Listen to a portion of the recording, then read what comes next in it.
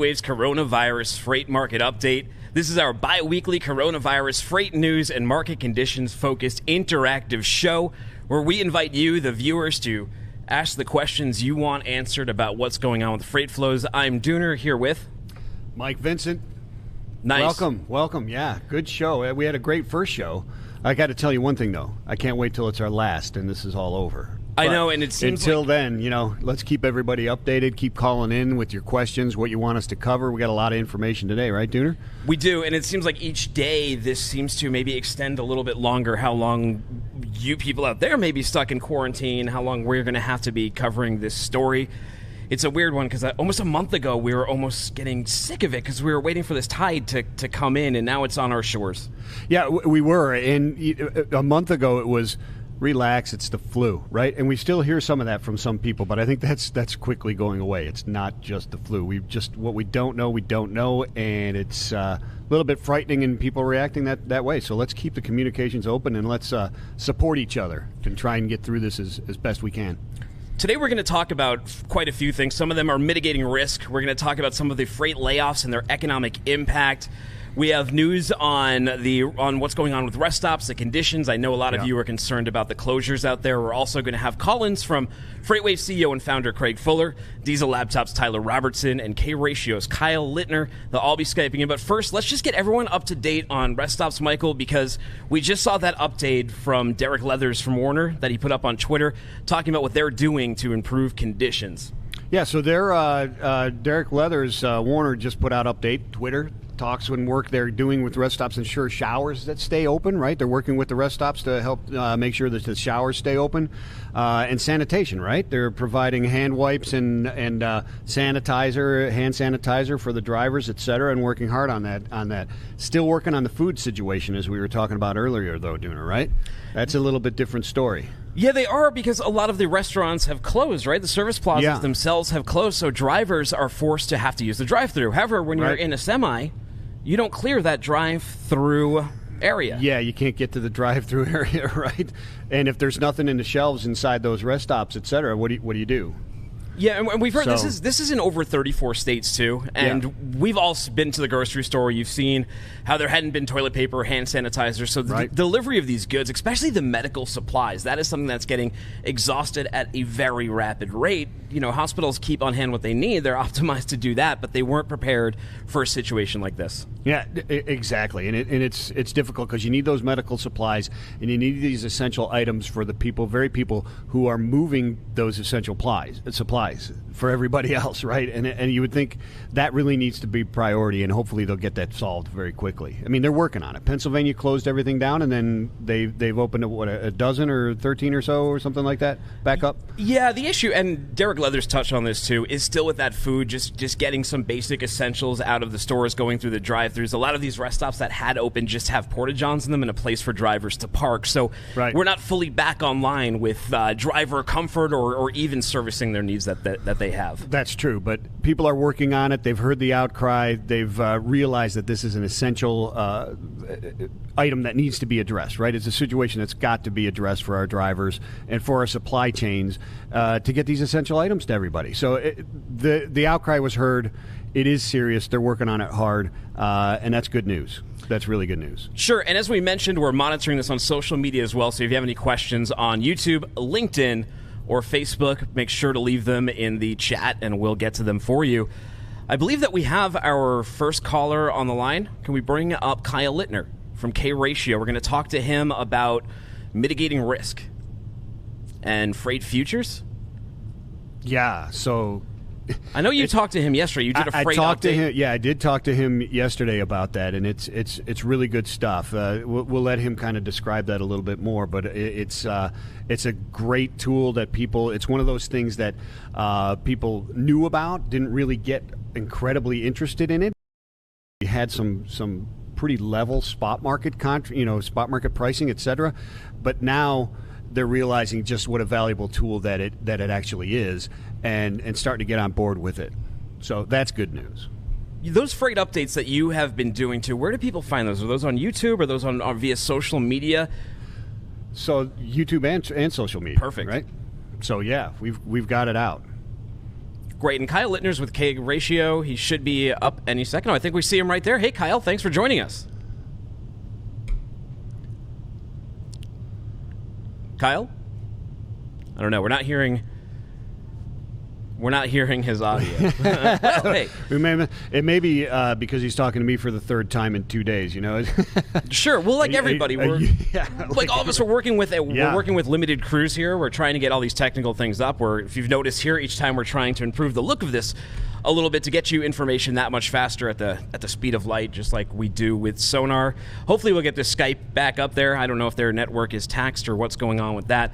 But so maybe you can fill me in while we wait for him. What did you two talk about? So what we talked about yesterday was really freight futures, right? And they're financially settled contracts is what they are. They're hedging instruments. No truck is going to show up. It's a way for shippers, carriers, the participants in supply chain to hedge against the volatile nature of spot market pricing, dry van in North America, right? And so it levels out that P&L line for your cost for transportation if you're a shipper, truckload, and if you're a carrier, it levels out that playing field as well, and it helps you through these volatile times of ups and downs, and kind of smooths that out. And so you're somewhat insulated from the unknown, the volatility that occurs from the unknown. And certainly this was not foreseen, right? 2018 was another example. Yes, exactly. It looks like we do have Kyle up. Okay. Hey, Kyle, can you say something? Can you say hello?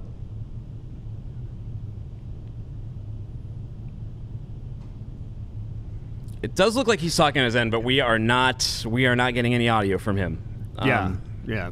So what he was talking about, I don't know the exact particulars, but there's been some strong activity in the freight futures market recently, as people are understanding, or businesses are understanding exactly what this is, and that's what K Ratio does. Kyle and the team at K Ratio, they work with these customers, with clients, I should say, to work through their hedging strategies, et cetera, and advise them on how to best insulate themselves from the volatility in these pricing, and that's what's going on. And specifically, what we talked about was that the participants now, the people that he's talking with in these trades that are happening, are across the United States, the average, the U.S. as a whole. So there's 11 different instruments. There's contracts that you can trade and use to hedge against on specific lanes, and then there's different baskets where you have the Western United States, Southern United States, Eastern, and then you have the U.S. as a whole. I can hear you, and Kyle. Right now, the unknown and the fluctuations in where are the volumes of truckloads of loads going up and where's capacity, and trying to move that capacity to catch up with that and know where things are. It makes sense right now, talking to Kyle, that hedging against the U.S. as a whole and not one of these baskets makes sense. But working specifically with those customers that understand their business and are focusing on their customers and their specific power lanes, if you will, then you can start to get into some really specifics as to the Eastern basket, or the Atlanta to Chicago basket, or Atlanta to Philly basket, or contracts, and get really specific in that sort. So anyways, the good news is that instrument is out there and people are starting to use it. Good stuff. I'm not sure if we're going to be able to bring Kyle up, but maybe we should bring Kevin Hill on here to cover a few of these news segments on here while they figure out the technical difficulties on Skype, because as many people had just watched, Trump had done that press conference just now giving America an update on what's going on with the coronavirus. I believe we had crossed, 10,000 cases now? I believe that's what it was 10,000. And so what was it yesterday, 7, and now it's 10? That sounds about right, yeah. Is that right? That is right, yeah. That's right. Kevin, thanks for joining us, by the way. Thank you. So some of the stories that have been going on, some of the top headlines that have been going on, can you fill us in? What's on FreightWaves.com? Yeah, so basically we have in Houston, the Port of Houston has had a coronavirus case, or COVID-19, and they're shutting down, at least partially, as they clear that up. And rail volumes came out today. They're about 10% down year over year, which is a stark contrast to trucking volumes as they're running in through that. And we just did a driver survey as well, or a carrier survey about some of the conditions on the road and at shipper locations. And what we're finding out is that about 44% of shippers are requiring some sort of documentation for drivers whenever they come in to the facility, whether that's forms or we've been hearing hearing things around talking about temperature taking and things like that, but haven't really confirmed any of those things. We've heard those in our comments too. When we were live last time, people were talking about how before they were allowed to even get out of their truck, they had to get a thermometer, get certified. Some people are asking for health records. It's getting really strange at some of these docks. Did your survey tell you if any methodology is being established, or is it still kind of a free-for-all? It's a free-for-all. It definitely is. Each shipper location is a different set of parameters, but we haven't really heard too many shippers turning drivers away, which is good.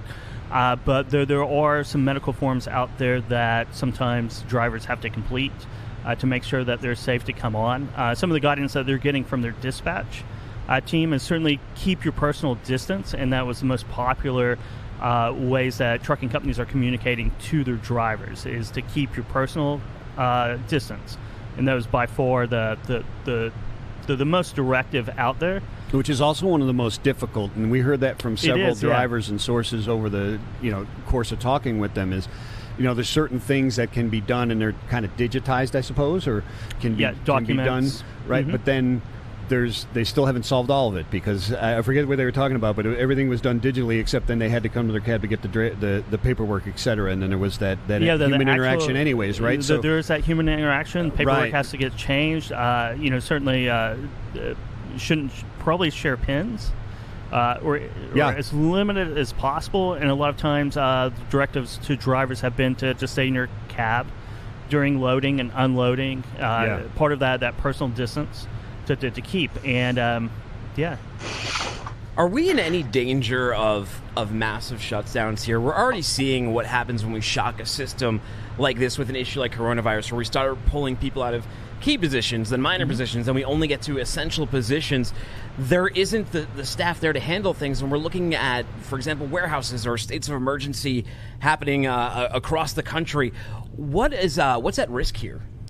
So basically, having shipping facilities shut down is a big risk. We saw that in the port of Houston that came out today, is that you have to close the port down. If you have a COVID-19, you certainly, at least temporarily, but there's a lot of warehouses that are probably running a little bit lower volumes out, some of those non-discretionary items that Amazon has kind of banned their third-party sellers from delivering to their warehouses. But there's a little bit of a slowdown. But any warehouse that you have a contagion or outbreak in has to be basically shut down. It has to be shut down and sanitized. Sanitized, definitely. I was talking to one of our sonar clients yesterday evening, called in. And they had, because we were supposed to have some calls earlier in the week, and they had been shut down since Monday morning. Someone was diagnosed with coronavirus, and probably, I would guess, around 100,000 square foot office building that they have. Took them and this is quite shocking, but because it was 24 hours they had it sanitized, right? Wow. So I can't imagine the team that went in there. I don't know how they did it. If they just go start spraying sanitizer everywhere. I'm not sure. I'm not up to speed on that, but I thought it was astounding that it was only a day that they were out, and then they were back in and moving. But admittedly, he said that it's kind of weird, right? Did they do this? Did they touch that? Is that right? Did they forget my office? Did they? I know, so, right? Like every square inch of every desk, every phone, everything has to be cleansed off before you can go back in and start business again. But that's always a risk, is that if one person has COVID-19, then you have to do those protocols. I mean, immediately go through the protocols. You get shut down for at least 24 hours. And if you're in a warehouse, if you have multiple people who come down, then what happens to your workforce? What happens to your shipping out? What happens to all of that? And I think that is still a little bit up in the air. And we saw that during our survey as well, with directives from from dispatch and trucking companies to their drivers if they start showing symptoms of COVID-19, what to do. And that was a fill-in-the-blank answer, and it was all over the map. Everything from go to the nearest medical clinic to basically get off the road and go home. Wow. Yeah, it's and it is all over. How do you do it? I mean, I know it's hard to even explain how difficult that is. Just in the situation with that client I was talking about, right? 100,000 square foot or so office building. How did they decide what is the portion or the people within there that are now quarantined or being observed because they were in association with them? How did they decide that? Because they do have a skeleton crew back. How is that? How do you decide that? And if a driver does go into a warehouse and then that warehouse has a coronavirus, how do you figure out, did that driver come in contact with that person or not? Was there even any? It just goes on and on and on, right? You can do really everything you do, but no matter what you do, it's going to get out. Yeah, we have a driver that just commented right now on Facebook, Eli Lopez, who said, I think that warehouses that ship food and supplies should take up some of the slack, but he worries about stainless steel door handles and counters. And I think some of the research we've been hearing now is that a lot of the danger of transfer of COVID-19 comes from actually surface touching versus me just coughing directly in your face or that interaction. So you mentioned the pencils or the door handles or even transferring the boxes. Does this bring up a new risk condition that people have to worry about? It definitely does. I think I heard, I did hear that on surfaces, and certainly I don't know if stainless steel is part of that, but plastic surfaces like this right here, the virus can live up to 3 days.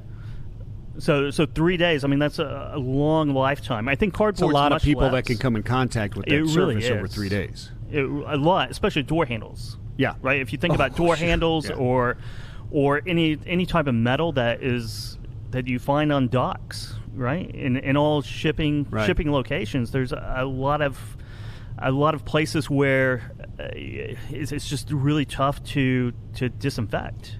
A lot of changes with hours of service too to accommodate drivers who are bringing essential supplies. What's going on with that? So basically, in our survey, about 60% of the carriers that responded said they completely understand those hours of service rules. I think that's a little bit optimistic. I think it's been clarified over the last couple of days. Yeah. Of emergency supplies. So medical supplies is a no-brainer.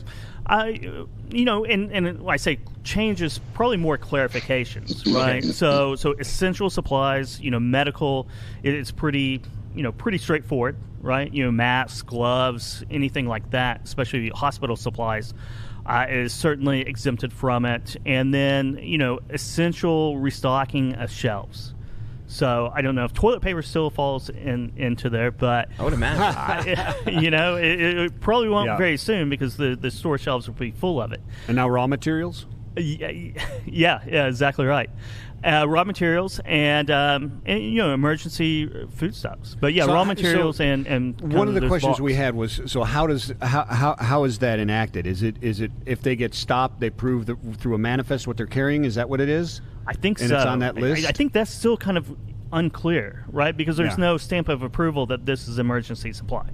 Yeah, right. Especially when you get into the foodstuffs and kind of other kind of consumer goods. So it's kind of like LTL guys running around wondering if they're placarded correctly. And it has to. Right? It has to be fully. That the entire load has to be emergency. So if you're at LTL and you have some non-emergency and some emergency, then you're not cleared of the hours service rule. Gentlemen, I have some good news. I think Skype is up, so we're going to try that one more time. I know last time on the feed, a lot of people have commented that we lost audio when we did that. So if you're on the feed and you see that again, let us know. But let's try and bring Skype up. Let's see what we got with Kyle. Hey, Kyle. Hi, Tim.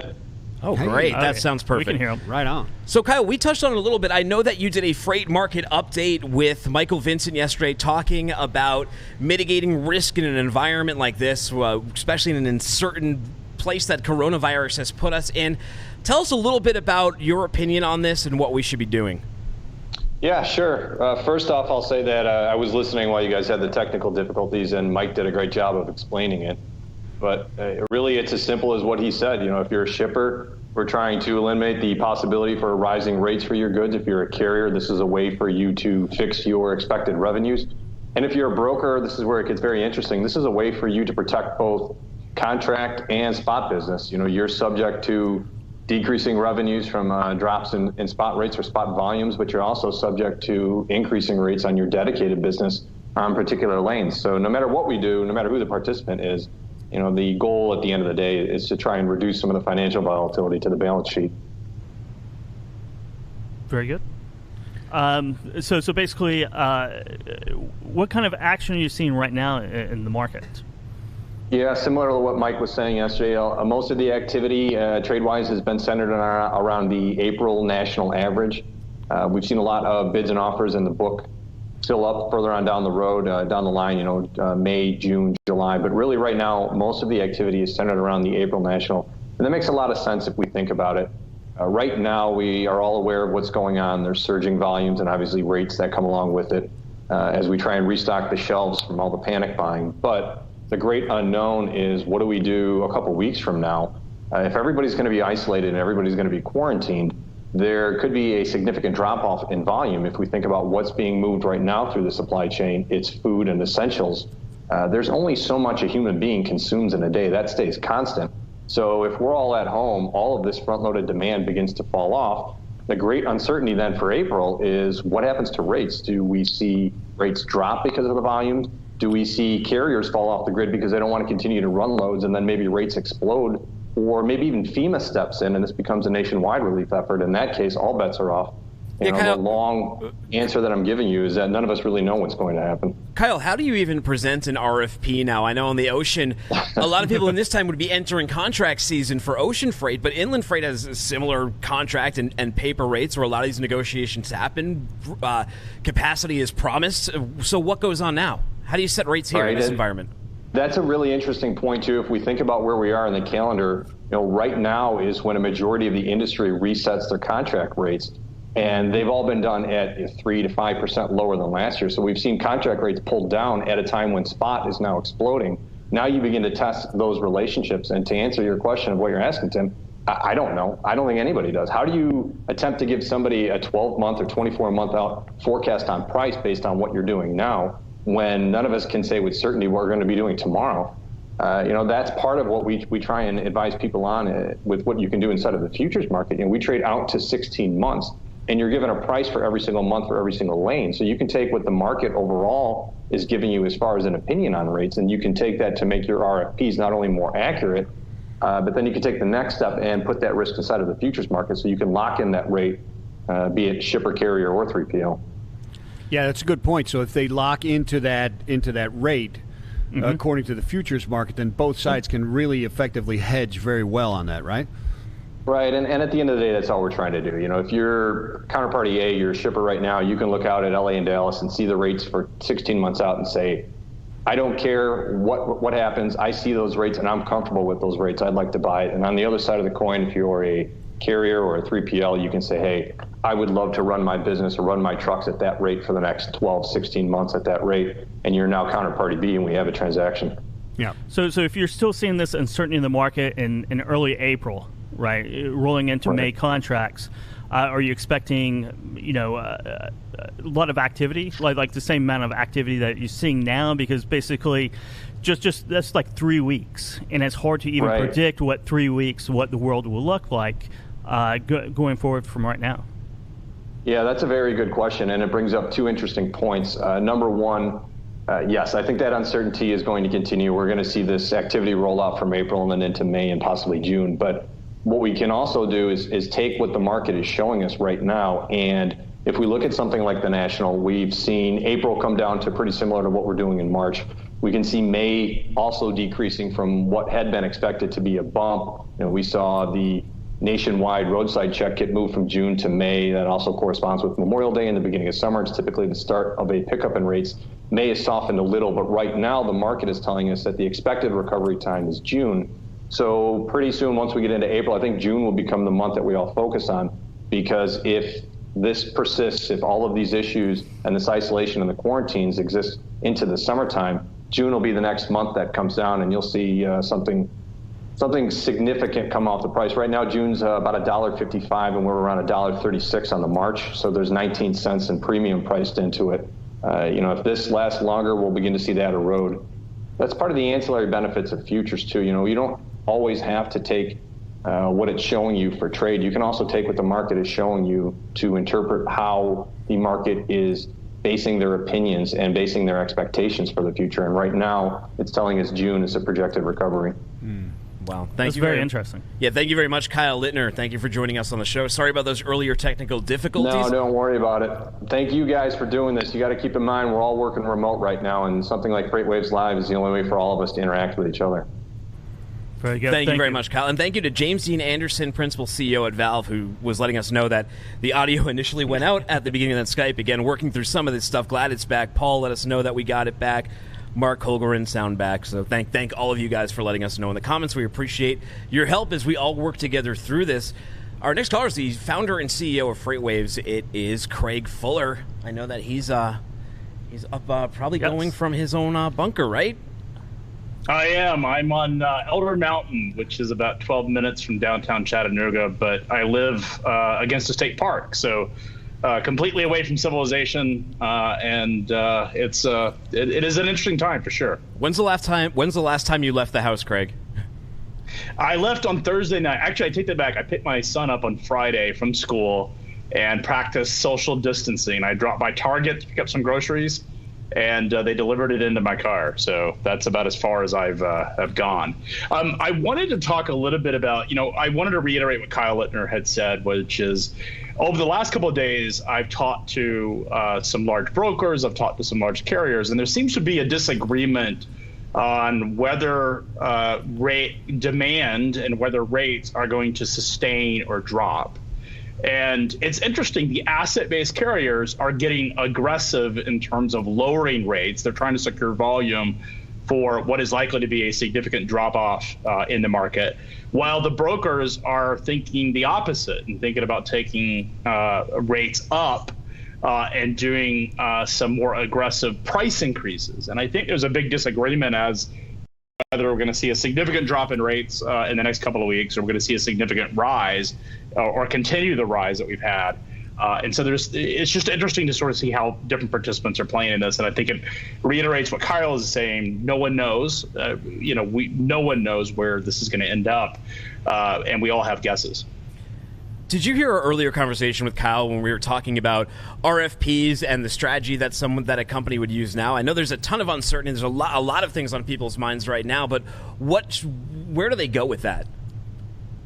Yeah, I think, if you run assets, if you're an asset-based carrier, I think your whole concern, you've got a couple of things that are in consideration. One is you've got to be concerned about driver health. And I don't think enough people are talking about driver health. Rachel Premack at Business Insider reported last week, did an article just about how vulnerable the driver population was. But I want you to think about this for a second, is that if drivers are unhealthy, and it's non-discriminating in the sense that it could be a big fleet, small fleet, if a large portion of your fleet goes off duty and those trucks are not running, you still have the fixed cost. You still have your truck payment, your insurance payment, all of that. Your fleet could financially be at risk. And so we're going to see how that plays out.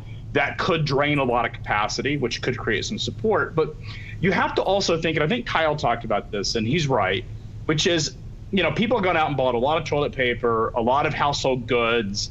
They've bought a lot of food. But over time, when the market gets comfortable with that, once people realize that the grocers are going to have goods, then a lot of that demand is going to slow down. And really, the only thing running right now is consumer packaged goods, which include cleaning supplies and household prep supplies, toilet paper, et cetera, as well as groceries. And so what we're going to see is a situation where those are the only things that are going to be running through the freight market for probably the next 30 to 60 days.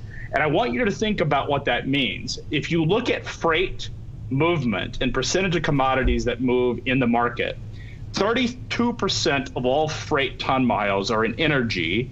Metals are 20%, wood is 7%, construction's 5%. And so you just take all these commodities. No one's building airplanes right now. Boeing's completely shut down. The auto plants are shut down. Manufacturing shut down. And big box retail is the only thing in the retail market that's available. But then the department stores and the specialty stores are effectively shut down. They certainly have e-commerce, but consumers are in shock right now. Consumers are not ready to spend money, and therefore that demand is going to dry up. And retailers that I've talked to, or talked to people that have been in the market talking to retailers, are saying they're not ordering any inventory right now because they don't know. So, very good. Going back to the point of driver health and basically, so driver health and drivers showing symptoms or coming down, being quarantined. In our survey that we did this week with carriers, that carriers are very confident that at least 75% of their drivers were going to be able to continue driving through all of this. Do you think that is optimistic, or what are your takeaways from that, Craig? Yeah, I mean, think about that. Even if it's 75%, if the case is that 75% of your fleet is running and is healthy, that means 25% of your business is not. And the break even, I did this analysis, the break even in revenue per truck per week is about $3,600. That's what a fleet today, under the current cost infrastructure, based on the TCA, Truckload Carriers Association data, they have to generate $3,600 in revenue per truck per week across the whole fleet. So if you take 25% of your fleet and they go dormant, that means the entire rest of your fleet has to make up for that utilization that's no longer in those trucks. So that now means that the break even on a per truck that's operating is not 3,600, but it's 25% more. We're talking about profound economic impact to commercial fleets. And I'm not talking about the small owner operators. I'm also talking about the very big carriers. If we don't get a handle on this virus and we have drivers sit out, they will lose significant amounts of money. That's why trucking companies lose money in the month of December, because a third of their fleet or half of their fleet goes off for the holidays during the month of December. They're not generating revenue. They lose money. So I want you to think about the fact for 60 days to 90 days, your fleet could operate exactly like the way it operates in the holidays with a significant amount of your fleet parked. That is what we're going to end up seeing. Craig, you bring up a good point here, and Kevin and I did a survey during the week for Put That Coffee Down. We asked salespeople, brokers out there, if they felt their job was at risk, right, Kevin? And yes. What were the results of that? I think it was about 60% thought their jobs weren't at risk, but there was 40% who, either they significantly or they just don't know. So, what do you think, Craig? Do you think we're going to see a lot of a job attrition here, a lot of churn, or the job's going to open back up? How does this play out? Well, there's going to be significant, and there already are significant layoffs, and it's indiscriminate in terms of size of company. So we're seeing everything from obviously retail is being shut down, travel, anything associated in entertainment that requires groups of people is being shut down. I've read just in media, because I'm obviously interested in the media business, there's a lot of layoffs with companies that do in the event marketing side. A lot of the local newspapers actually generate a lot of their income through advertising local concerts and local community events and local restaurants and clubs. That's all gone. So you're going to see a significant amount of layoffs. There's a profound effect. As it relates to trucking, the trucking industry and truck drivers, I think what ends up happening when the economy slows down, if we see 20% unemployment, that is a good thing for the trucking industry in the sense that people do fly to the trucking industry for jobs. Now, here's the problem. Are people going to be willing to take jobs in a truck and know that they're exposing themselves, or potentially exposing themselves, driving around the country? And that remains to be seen. And I think there's a big story here, which is not being talked about enough, which is there is a significant amount of fear among truck drivers, and I don't know that we're doing as an industry enough, where they can't get access to basic cleaning and humanitarian supplies. They're not getting access to some showers in truck stops. They're not getting access to hand gel and sanitizer. We taught this morning, we heard that drivers are flat out refusing to go into New York City because they don't want to get stuck on the island and they don't want to expose themselves in a hot zone, and they don't have access to things that can keep them safe. So these are big stories. Warner had just talked about that in their update. We mentioned it a little bit earlier. I'm not sure if you've seen that update on Twitter, Craig, but he talked about supplying their drivers with hand sanitizer, Clorox wipes, putting pressure on the rest stops to open up as much as they can. And I know that there's another movement going to all the dine-in establishments to come up with some way for drivers to be getting food. What are your thoughts on all of this? Because it seems like we're in almost a critical place right now, and we got to stop having a free-for-all and kind of figure it out. I don't know. I don't know the answers, because the way the trucking industry works is that the drivers do eat inside the stores. They're not able to pull their big rig up to the local McDonald's.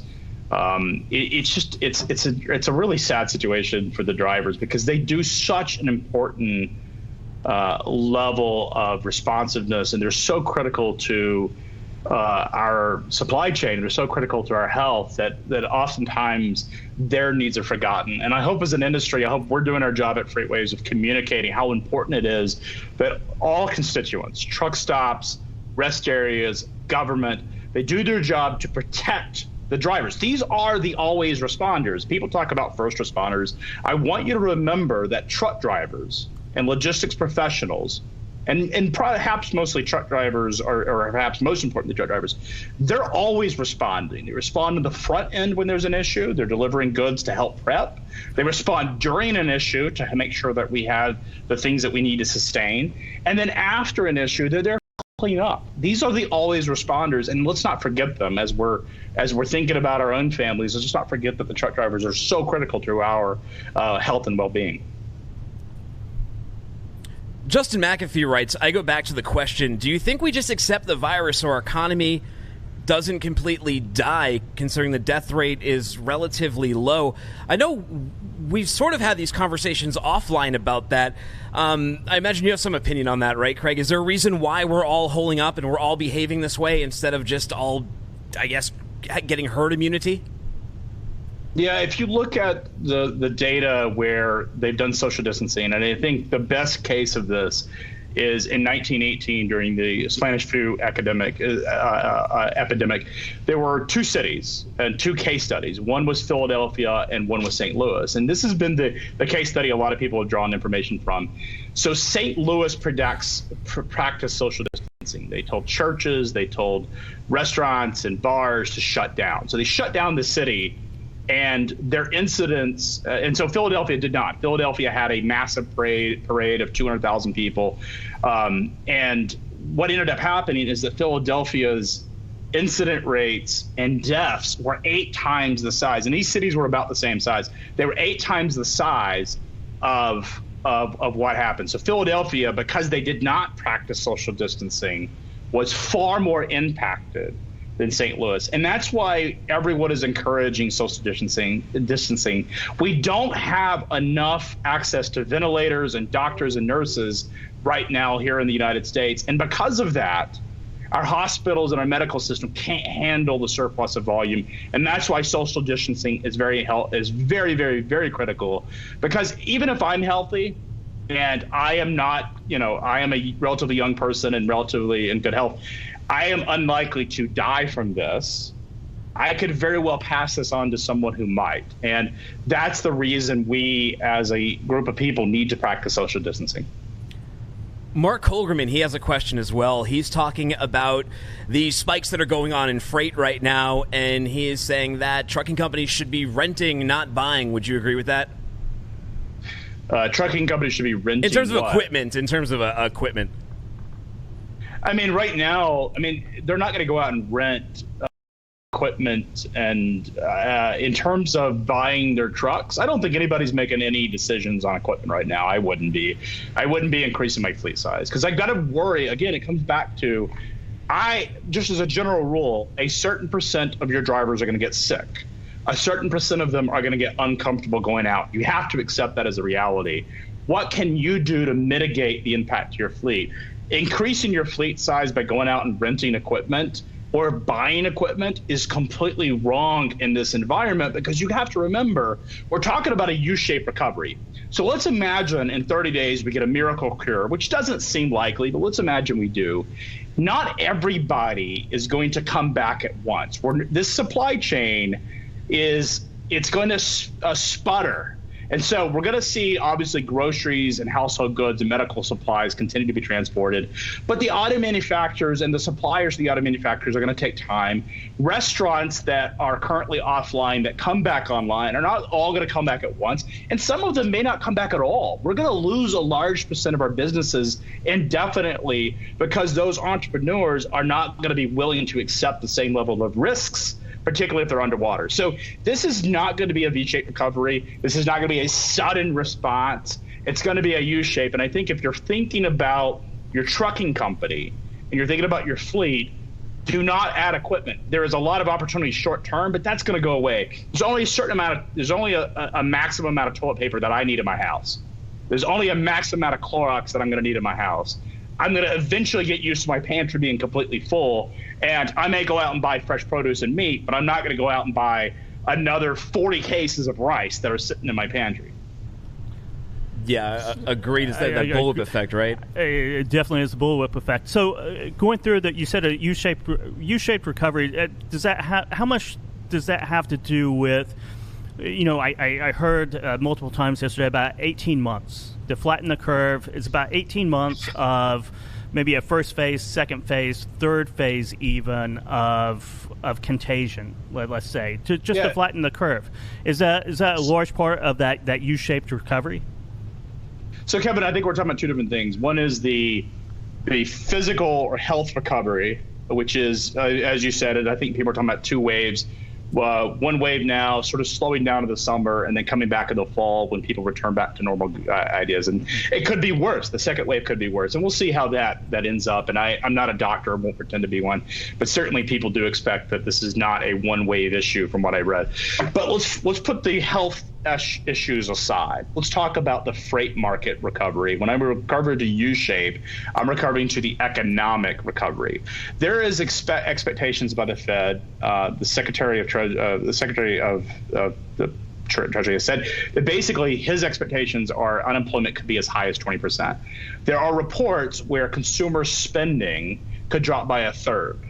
So think about how significant that is. That is deeper in terms of reduction of spending, deeper than the Great Recession. Industrial activity went down by half, consumer spending went down by a third. But here's the kicker. That took 3 years for it to bottom. We're talking about it bottoming in 1 quarter. And so we're talking about a very deep, deep economic recession, which is going to take many, many months. And I don't think we see true economic recovery until we see a sort of peak of incidents and confidence where people are not going to continue to get sick. And that's going to take a long time. People are just going to be very, very apprehensive to go out and resume normal activities. They're going to be wanting to, but because of the health and the significance of what this does, no one wants to put themselves or their loved ones at risk.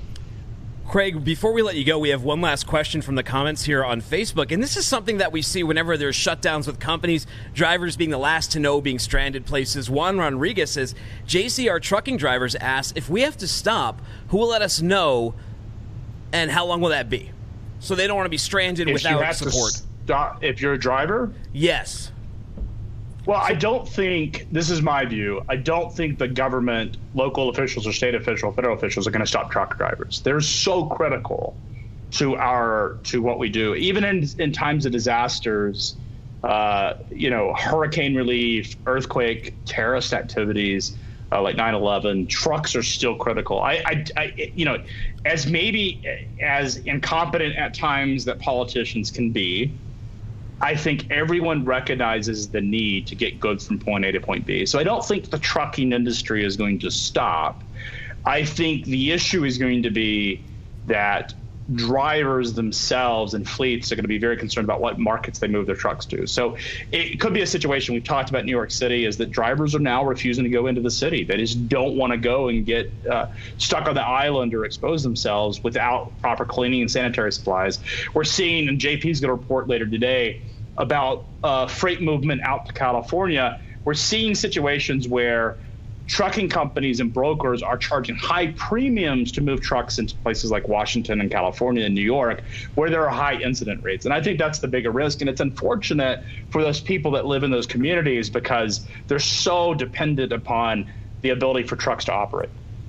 Well, thank you so much for joining us, Craig. We appreciate your insights today. And now that we have this Skype thing set up and the technical difficulties ironed out, we'll be having you on quite often, I imagine. Godspeed to everyone, and I really appreciate the work that you guys are doing, and appreciate you guys practicing social distance. By the way, studio looks badass. The sales team is going to be very angry when they find out that becomes permanent for them. So, breaking news. Yes, breaking news. Right. Thank you so much, Craig. If we could bring up next, is Tyler Robertson here? He's been waiting very patiently. I know we got a little bit off schedule. We are ironing things out, but the great news is that it looks like we have this smoothed out going forward. The last two guests have come on great. So if Tyler's there, we'd love to hear from him. Hey, Tim, can you hear me okay? Oh, great. Oh, yeah, you sound great. Awesome. Yeah, thank you for inviting me on the show.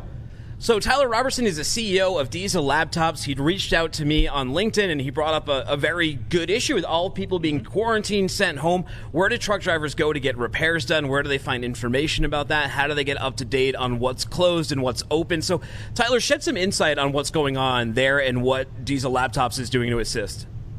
Yeah, so I mean, I've been following this issue with the coronavirus for quite a while. We get a lot of our product from overseas in China.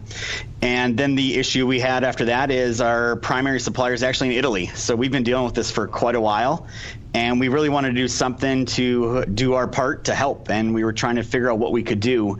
So as a company, we've done a couple things. Number one, we have a ton of repair information. And we've made that all 100% free for anybody that needs it. So we have wiring diagrams, fault code repair information, component locators, remove and replace instructions, all these things people need to do to fix trucks. We typically charge for that stuff, but now it's 100% free. And we're doing that for the next 30 days. We'll go longer if we have to. And we also have a call center staffed with diesel technicians and IT pros, and that's predominantly been for our customers that buy our tools and they need assistance on how to fix things. But we've now opened that up to the public at no charge as well. And beyond that, we've also had some partners that have come on board to offer some of their services as well. Wow, and how do people access this information? How do they action it and all that kind of stuff? Yeah, so if they just go to diesellaptops.com, it's right on the front page of the website. They'll see the coronavirus graphic on there. They just click it. They'll see how they can sign up to get all that free information, how to work with our tech support. And we've had a couple other partners come on board that want to offer their help as well, which has been great. So, for example, David, who's the CEO over at Today's Class, they have a online learning platform, and they specifically have a health section, a safety section about how to handle viruses and how to deal with them properly and safely. And they've opened that up to anybody and everybody that wants that free training, along with electrical and after treatment training classes. I had Steve Hoke with Redline Emission Products. They have a call center as well, so they've partnered up with us to help with that situation. We have another customer of ours. They're in Pennsylvania, and as you know, they shut down a lot of the rest areas and everything going on there. So they're in Pennsylvania. They actually opened up their lot and brought in some portable toilets and are allowing truck drivers to stop in there for their breaks. And we've had other companies like Glenridge. They're donating money every time someone buys something from them. They're donating $1,000 to the local food shelter to help people. And I've had several other companies reach out with us over the last 24 hours that we'll be adding to the website and making announcements on our LinkedIn page as well.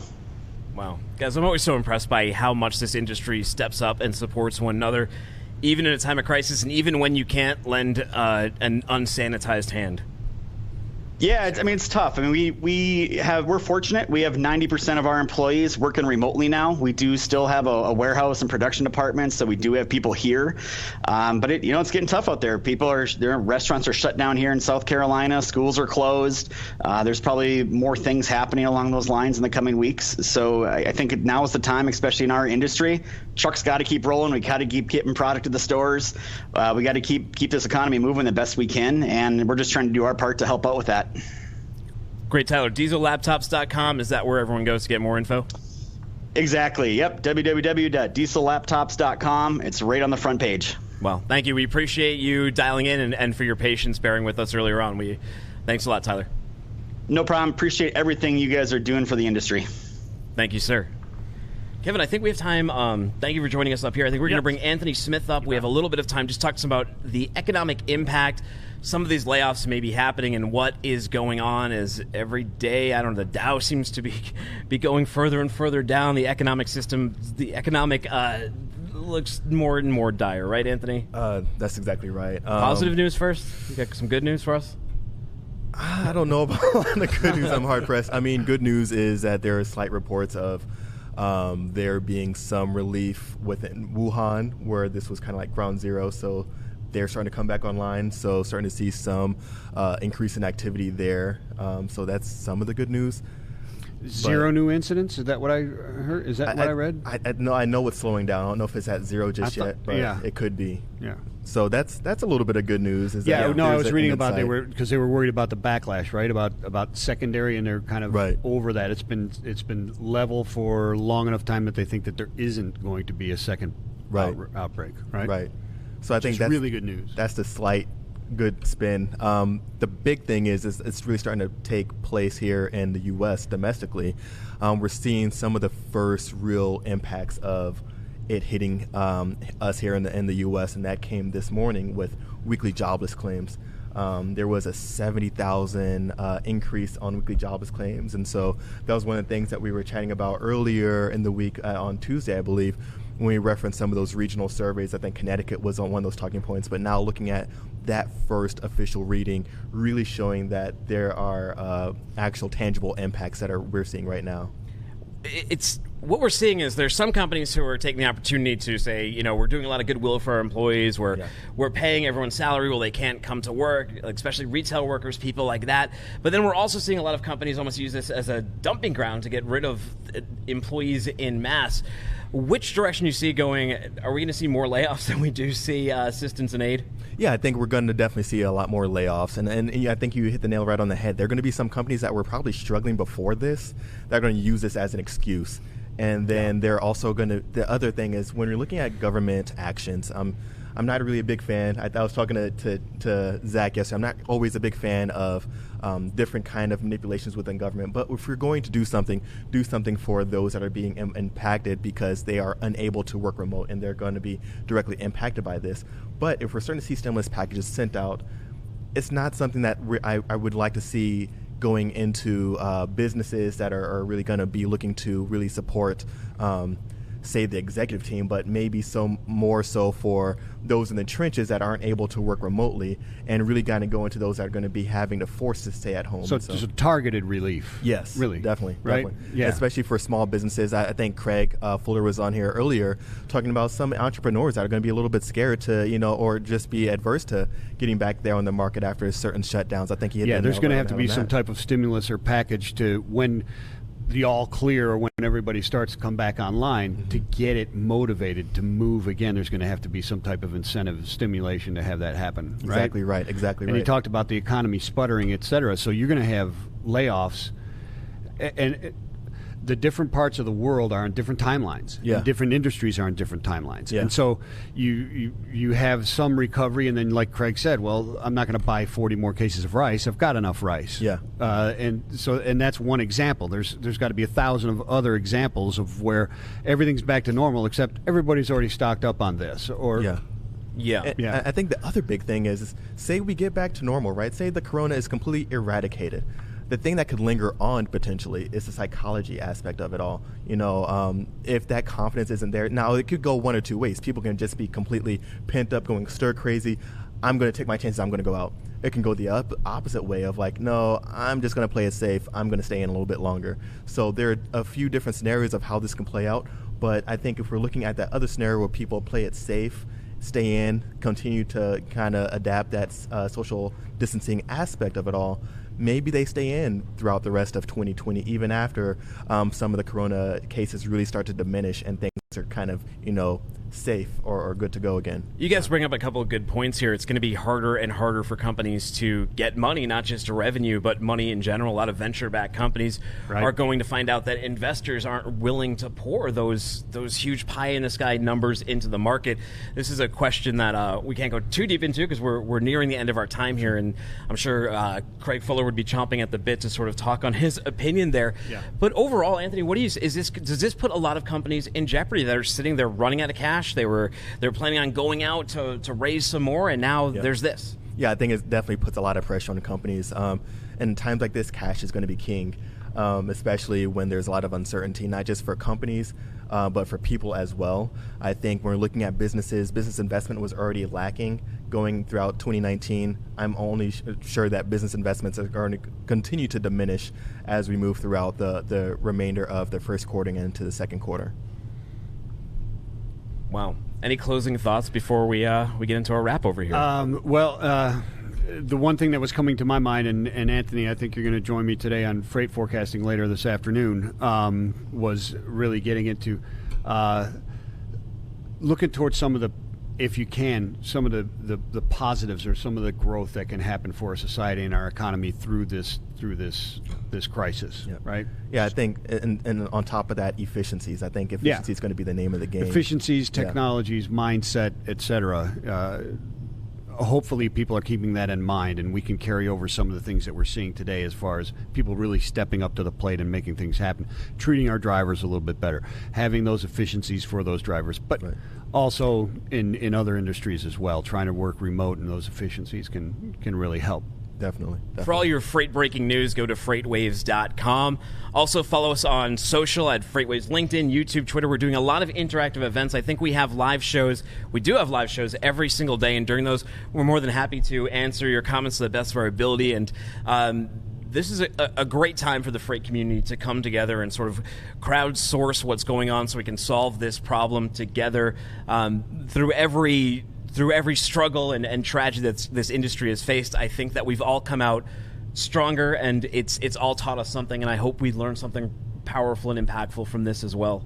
I agree. You can follow me on Twitter at Timothy Dooner. You can follow him at Anthony Smith.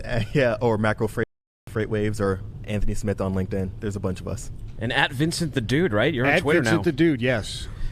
Coming up, you said at 4 p.m. is freight forecasting today? Yeah, I believe it'll be at 4 p.m. It might be moved to 4:30, I heard, but I think 4 p.m. will be good. Okay, and What the Truck will be on tomorrow at 1 p.m. That'll be our next live event after his. Thank you so much for joining us on the Freight Market Update.